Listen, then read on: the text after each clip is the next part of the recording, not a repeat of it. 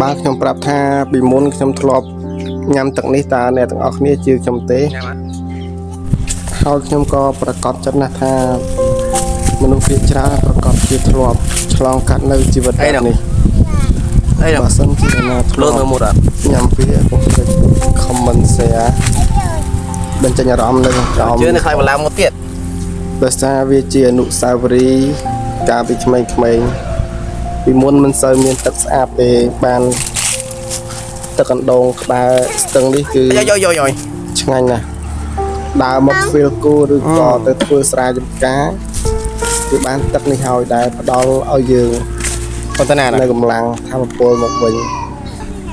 ទឹកវាហូរមកនោះមិនមានទឹកស្អាតឬក៏វាហូរមកពីណាសុទ្ធដបដូចឥឡូវនេះទេ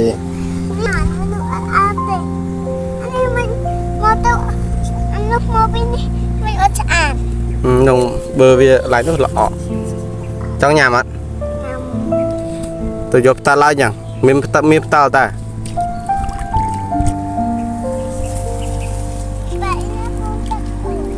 តន់នៅលើ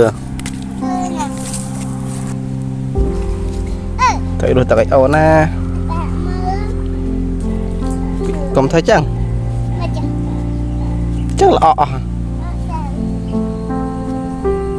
ល្អយាយបានញ៉ាំទឹកនឹងរងថ្ងៃញ៉ាំ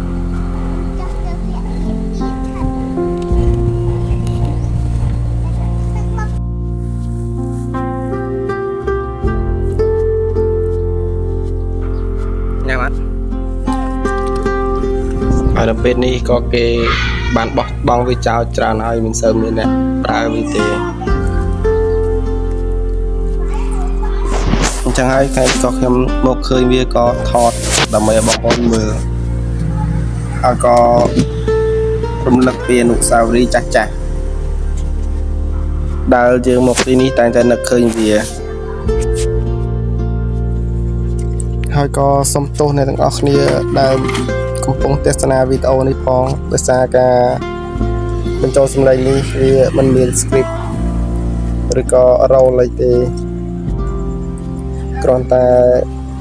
ចង់បញ្ចេញពីអារម្មណ៍និងការនឹកឃើញអនុស្សាវរីយ៍កណិតតូចដែលធ្លាប់មកទីនេះនឹងនិយាយឲ្យភាសាសាមញ្ញទៅគឺមកផឹកទឹកម្ដងនៅទីនេះសឹងតែរាល់ថ្ងៃ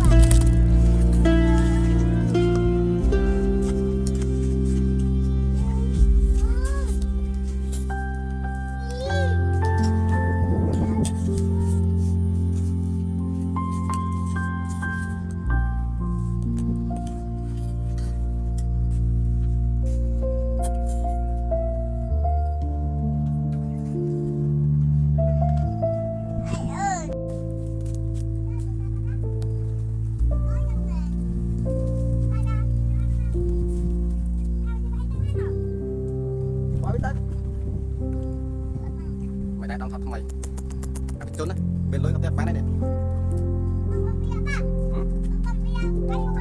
mẹ ta